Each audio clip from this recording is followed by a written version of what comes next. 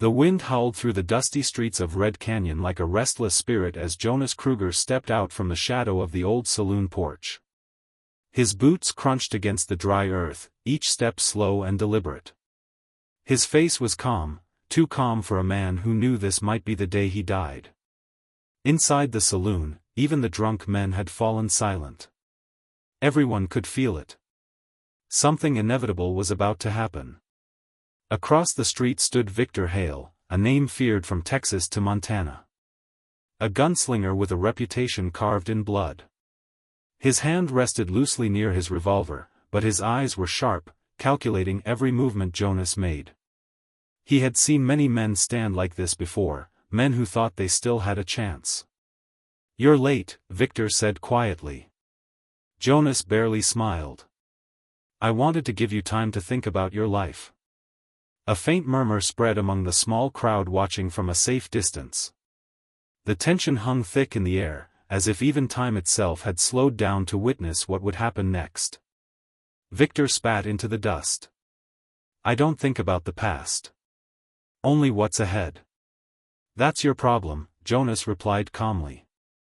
A gust of wind swirled dust between them, blurring their outlines for a moment. No one dared to blink. In the West, a single heartbeat could decide who lived and who died. But then something unexpected happened. Jonas lowered his hands and stepped back. "Not today," he said. Confusion rippled through the crowd. Victor frowned. "You're just walking away?" Jonas nodded slowly. "Not today." A low chuckle escaped Victor. "You're afraid." Jonas said nothing. He turned and walked down the street as if nothing had happened. But beneath his calm exterior, a storm was raging. He knew something no one else did, something that would soon turn this town into a graveyard. That night, Jonas sat alone in an abandoned stable at the edge of town. Darkness wrapped around him, broken only by the flickering light of a lantern. His hands were steady as he cleaned his revolver, but his thoughts were racing. He thought about the letter. It had arrived 3 days ago with no sender, only his name written across the front. The handwriting was rough, uneven, but the message had been clear. "If you kill Victor Hale, you will die too. If you spare him, you will see the truth. Red Canyon is already lost." Jonas had read those words over and over again.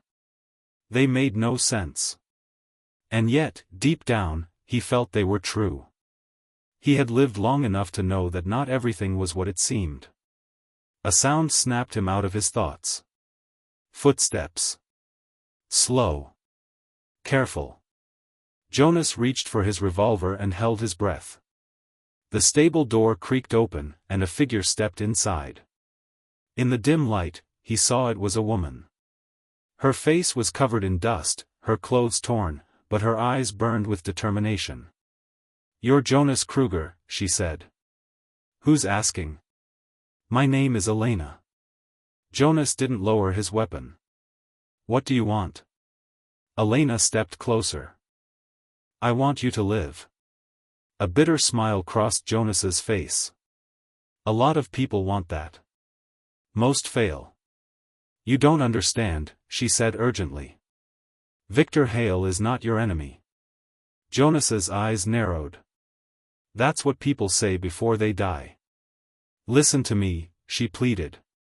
"The men coming tomorrow will burn this town to the ground. Everyone here will die." Silence. "Which men?" Jonas finally asked. Elena hesitated. "The Black Ridge Gang." The name hit Jonas like a hammer. They were known for leaving nothing behind but ashes and corpses. "Why should I believe you?" he asked. Elena stepped closer, her voice trembling. "Because I was one of them." Jonas froze. "I ran," she continued. "They're coming at sunrise. And Victor. Victor is working with them." For a moment, the world stopped. "That's impossible," Jonas said quietly. "It's not," Elena whispered. "He betrayed this town." Jonas closed his eyes briefly. Suddenly, everything began to make sense. The letter. Victor's behavior. The duel that never happened. "Why are you telling me this?" he asked. Elena looked straight into his eyes.